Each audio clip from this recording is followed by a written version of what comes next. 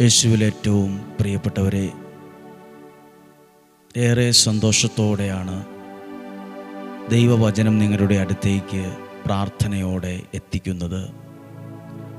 ദൈവത്തിൽ നിന്നുള്ള അനുഗ്രഹങ്ങളെ, വിലയുള്ള ദൈവാനുഗ്രഹങ്ങളെ ദൈവം തൻ്റെ പ്രിയപ്പെട്ടവരിലേക്ക് കൈമാറുന്ന, കൊടുക്കുന്ന ഒരു സമയം കൂടിയാണിത്. നമ്മെ ദൈവം അനുഗ്രഹിക്കുന്ന ഒരു സമയം. നിങ്ങളെല്ലാവരെയും ഓർത്ത് നിങ്ങൾക്ക് വേണ്ടി പ്രാർത്ഥിക്കുന്നു. ഇന്ന് വെള്ളിയാഴ്ചയാണ്. ധാരാളം ആളുകൾ ഒരുമിച്ച് കൂടി ദൈവത്തെ ആരാധിക്കുന്നൊരു പകലാണിവിടെ. ഇന്ന് പ്രത്യേകം പ്രാർത്ഥിക്കുമ്പോൾ ഈ ആലയത്തിന് വേണ്ടിയും പ്രാർത്ഥിക്കുന്നു. ഈ ആലയത്തിൽ നടത്തുന്ന എല്ലാ ദൈവീക ശുശ്രൂഷകളെയും ഓർത്ത് പ്രാർത്ഥിക്കുന്നു. ഒത്തിരി ശുശ്രൂഷകളുണ്ട്. അതെല്ലാം ഓരോരുത്തർക്കും ഓരോ തരത്തിൽ അനുഗ്രഹമായി മാറുന്നുണ്ട്. ദൈവത്തോട് നന്ദി പറയുകയാണ്. ഇന്ന് ഈ വെള്ളിയാഴ്ച പ്രാർത്ഥിക്കുമ്പോൾ എല്ലാ അധ്യാപകർക്ക് വേണ്ടി പ്രാർത്ഥിക്കുവാണ്. എല്ലാ അധ്യാപകരെയും ഓർത്ത് പ്രാർത്ഥിക്കുന്നു. പഠിപ്പിക്കൽ ഒരു വലിയ ജോലിയാണ്, ഒരു ശുശ്രൂഷയാണ്, ഒരു വലിയ കാര്യമാണ്. സകല അധ്യാപകരെയും ഓർത്ത് പ്രാർത്ഥിക്കുക.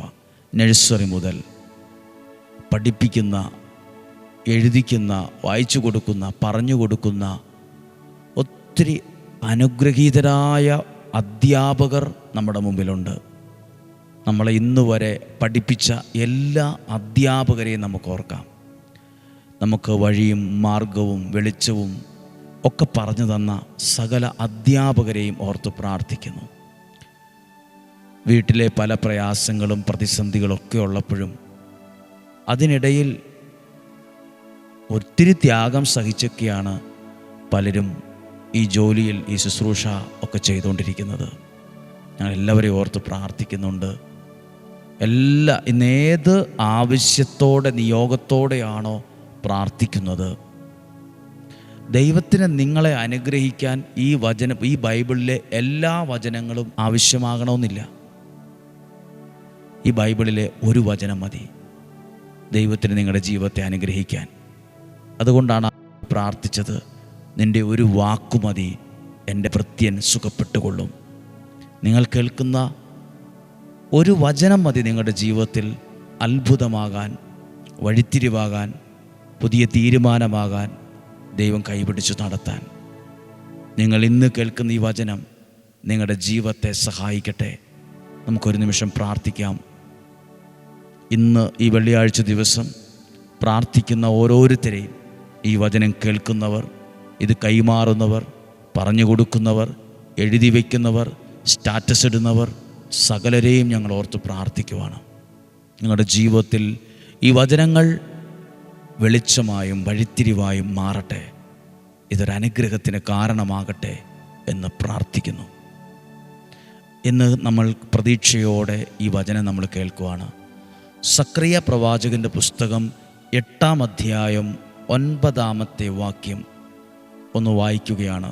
സക്രിയ 8-ാം അധ്യായം 9-ാമത്തെ വാക്യം.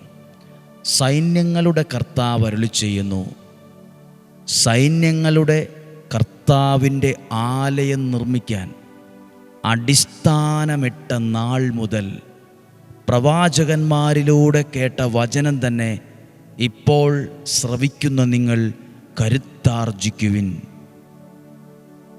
സൈന്യങ്ങളുടെ കർത്താവ് അരുളി ചെയ്യുന്നു, സൈന്യങ്ങളുടെ കർത്താവിൻ്റെ ആലയം നിർമ്മിക്കാൻ ആദ്യത്തെ കല്ലിട്ട നാൾ മുതൽ. എന്തായിരിക്കും അങ്ങനെ പറഞ്ഞത്? ആ കല്ലിട്ട ആദ്യ നാൾ മുതൽ എന്തോ ഒരു കാര്യം ജീവിതത്തിൽ വന്നിട്ടുണ്ട്.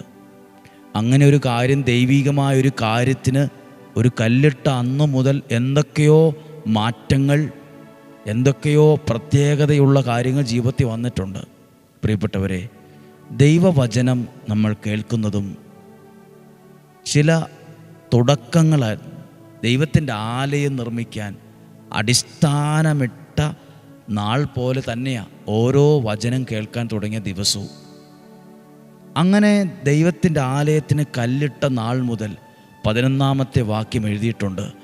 സൈന്യങ്ങളുടെ കർത്താവ് അരുളി ചെയ്യുന്നു, ഞാനിപ്പോൾ ഈ ജനത്തിൽ അവശേഷിക്കുന്നവരോട് മുൻകാലങ്ങളിൽ എന്ന പോലെ വർത്തിക്കുകയില്ല.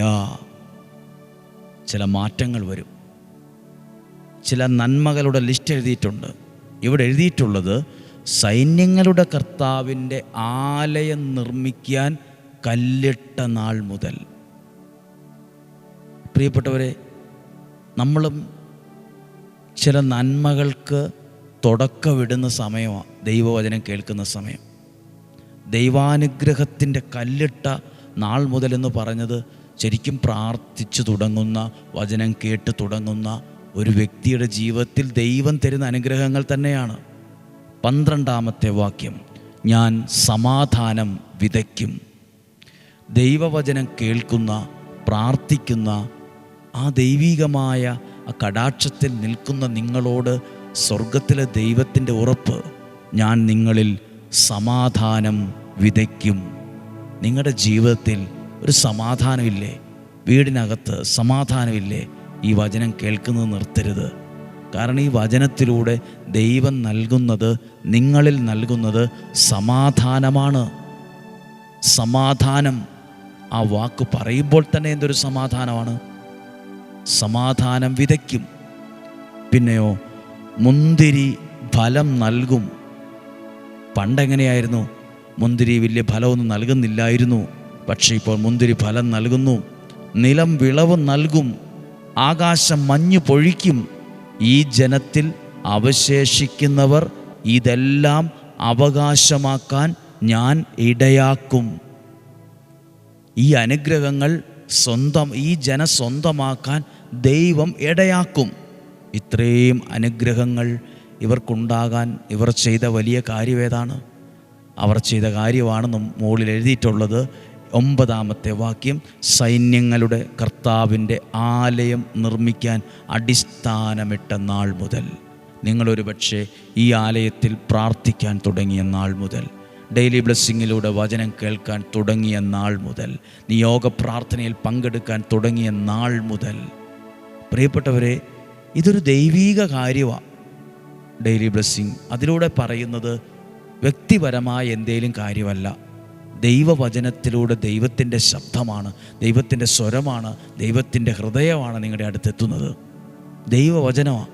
അതൊക്കെ നിങ്ങളുടെ ജീവിതത്തിൽ അത് കേൾക്കുന്നത്, കാണുന്നത്, എഴുതുന്നത്, സ്റ്റാറ്റസ് ഇടുന്നത്, അല്ലെങ്കിൽ അത് അനേകർക്ക് അയച്ചു കൊടുക്കുന്നത് ദൈവത്തിൻ്റെ ഒരു കാര്യമാണ് നമ്മൾ ചെയ്യുന്നത്. അത് നമുക്ക് നൽകുന്നത് ഒരു അനുഗ്രഹമാണ്. ഈ ശുശ്രൂഷയിൽ, ഈ പ്രാർത്ഥനയിൽ പങ്കെടുക്കാൻ നേരത്തെ എഴുന്നേൽക്കുന്നവരുണ്ട്. വളരെ ഒരുക്കത്തോടെ ഈ വചനം ഒരുങ്ങി കേൾക്കുന്നവരുണ്ട്. കുഞ്ഞുങ്ങളെ കേൾപ്പിക്കുന്നവരുണ്ട്. ദൈവത്തിൻ്റെ വലിയൊരു അനുഗ്രഹമാണത്. ദൈവത്തിൻ്റെ വലിയൊരു കടാക്ഷമാണത്. ദൈവത്തിൻ്റെ വലിയൊരു നടത്തിപ്പാണ് അനുഭവിക്കുന്നത്. കല്ലിട്ട നാൾ മുതൽ തകർച്ചയുണ്ടായി, പരാജയമുണ്ടായി, തിന്മയുടെ സ്വാധീനം കൂടി, ആധിപത്യം കൂടി എന്നൊന്നുമല്ല, ദൈവാനുഗ്രഹത്തിൻ്റെ എണ്ണം കൂടിയെന്നാണ് എഴുതിയിട്ടുള്ളത്. ദൈവാനുഗ്രഹത്തിൻ്റെ, ദൈവ കടാക്ഷത്തിൻ്റെ ആ ഒരു അളവും തീവ്രതയും കൂടിയെന്നാണ് ദൈവവചനം പറയുന്നത്. നിങ്ങളും ഈ ആലയത്തിൽ വന്നവരാകാം, വന്നിട്ടില്ലായിരിക്കാം. ഇവിടെ വന്നവരോട് പറയട്ടെ, വരാത്തവരോട് പറയട്ടെ, ദൈവവചനം കേൾക്കാൻ കല്ലിട്ട, ആ തീരുമാനത്തിൻ്റെ കല്ലിട്ട നാൾ മുതൽ, ആ വചനം എഴുതി വയ്ക്കാൻ തുടങ്ങിയ നാൾ മുതൽ, ഈ വചനം ശ്രദ്ധിക്കാൻ തുടങ്ങിയ നാൾ മുതൽ ഒന്നിലധികം അനുഗ്രഹങ്ങളെ പറയാൻ സ്വർഗത്തിലെ ദൈവം അനുഗ്രഹം തരട്ടെ. ഇന്ന് വരെ പ്രാർത്ഥിച്ചിട്ടും ഒരു ഗുണവും കിട്ടിയില്ല, ഞങ്ങളുടെ കാര്യത്തിൽ ഒരു മാറ്റം ഉണ്ടായില്ല. പ്രിയപ്പെട്ടവരെ, ചില കാര്യങ്ങളിൽ മാറ്റം ഉണ്ടായില്ല എന്ന് വിചാരിച്ച്, പ്രാർത്ഥനയ്ക്ക് ഉത്തരം കിട്ടിയില്ല എന്ന് വിചാരിച്ച് പ്രാർത്ഥന നിർത്തണ്ട. നമ്മൾ വിചാരിക്കാത്ത സമയത്തായിരിക്കും നമുക്കതിൻ്റെ നന്മകൾ വെളിപ്പെടുന്നത്, അനുഗ്രഹങ്ങളെ ഉണ്ടാവുന്നത്. സത്യമാണ്, ഇതൊന്നും നഷ്ടമല്ല, ഇതൊന്നും വെറുതെയായി പോകില്ല. ഇതൊക്കെ ഒരു ഫിക്സഡ് ഡിപ്പോസിറ്റ് പോലെ എവിടെയൊക്കെയോ അനുഗ്രഹത്തിൻ്റെ ഫിക്സഡ് ഡിപ്പോസിറ്റായി മാറിയിട്ടുണ്ട്. ദൈവാനുഗ്രഹമായിട്ടത് മാറും, നഷ്ടമല്ല, വെറുതെയായി പോകില്ല. വരണ്ടായിരുന്നു, കേൾക്കണ്ടായിരുന്നു തോന്നിയല്ല. എഴുതി പറയാൻ, ഓർത്തു പറയാൻ, മരണം വരെ ഓർക്കാൻ കഴിയുന്ന വിധത്തിലുള്ള അനുഗ്രഹങ്ങളെ ദൈവം തരും. കല്ലിട്ട നാൾ മുതൽ പറയുന്ന വാക്കാണ്, സമാധാനം വിതയ്ക്കും, മുന്തിരി ഫലം നൽകും, നിലം വിളവ് നൽകും, ആകാശം മഞ്ഞുപൊഴിക്കും, ഈ ജനത്തിൽ അവശേഷിക്കുന്നവർ ഇതെല്ലാം അവകാശമാക്കാൻ ഞാൻ ഇടയാക്കും. പ്രിയപ്പെട്ടവരെ, ഈ ആലയത്തെ ശുശ്രൂഷകളെല്ലാം സമർപ്പിച്ച് പ്രാർത്ഥിക്കുവാണ്. ഇവിടെ നിയോഗ പ്രാർത്ഥന അല്ലെങ്കിൽ നിയോഗം എഴുതിക്കൊടുത്ത് പറഞ്ഞ് പ്രാർത്ഥിക്കുന്നവരുണ്ട്. നിയോഗം സമർപ്പിച്ച് മുട്ടിലിഴഞ്ഞ് വേളാങ്കണ്ണി മാതാവിൻ്റെ മാധ്യസ്ഥതയിൽ മുട്ടിലിഴഞ്ഞ് ധ്യാനച്ചാപ്പിൽ പ്രാർത്ഥിക്കാറുണ്ട്. അതെല്ലാം ഒരു അനുഗ്രഹമാണ്, അതെല്ലാം ഒരു സമർപ്പണമാണ്, അതെല്ലാം ഒരു ഏൽപ്പിക്കലാണ്. നമുക്ക് പ്രാർത്ഥിക്കാം. ഇവിടെയുള്ള ഓരോ ശുശ്രൂഷകൾക്ക് വേണ്ടി ഓരോ ദിവസവും പ്രാർത്ഥിക്കുന്നുണ്ട്. നിങ്ങൾക്ക് വേണ്ടി പ്രാർത്ഥിക്കും. ഇവിടെ വന്നവർ, വന്നുകൊണ്ടിരിക്കുന്നവർ, ഇന്നുവരെ വന്നവർ, വരാൻ ആഗ്രഹിച്ചിരിക്കുന്നവർ സകലരെയും ഞങ്ങൾ ഓർത്ത് പ്രാർത്ഥിക്കുകയാണ്. ദൈവം നിങ്ങളെ അനുഗ്രഹിക്കട്ടെ. നമുക്ക് ഈശോയുടെ നല്ല ആശീർവാദത്തെ പ്രാർത്ഥനയോടെ സ്വീകരിക്കാം. നമ്മുടെ കർത്താവ് ഈശോ മിശിഹായുടെ കൃപയും പിതാവായ ദൈവത്തിൻ്റെ സ്നേഹവും പരിശുദ്ധാത്മാവിൻ്റെ സഹവാസവും നിങ്ങളോടുകൂടെ ഉണ്ടായിരിക്കട്ടെ. പ്രിയപ്പെട്ടവരെ, ഇന്ന് കേട്ട ആ വചനം നിങ്ങൾ വിശ്വസിച്ച് സ്വീകരിച്ചേ.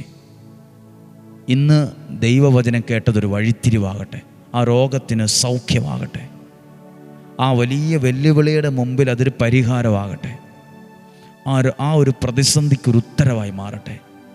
ദൈവം നിങ്ങളുടെ ജീവിതത്തിൽ ഇടപെട്ട ഒരു അനുഭവമായി മാറട്ടെ. ഈ വചനം കേൾക്കുമ്പോൾ മനുഷ്യനല്ല നിങ്ങൾക്ക് വേണ്ടി പ്രവർത്തിക്കുന്നത്, ദൈവമാണ്. ദൈവത്തിൻ്റെ കരമാണ് നിങ്ങളിൽ വെളിപ്പെടുന്നത്, നിങ്ങളുടെ കുടുംബത്തിൽ വെളിപ്പെടുന്നത്. ഇന്നും ജീവിക്കുന്ന ദൈവത്തിൻ്റെ നാമത്തിൽ നിങ്ങളെ ഏൽപ്പിക്കുന്നു, നിങ്ങളെ സമർപ്പിക്കുന്നു, നിങ്ങളെ അനുഗ്രഹിക്കുന്നു.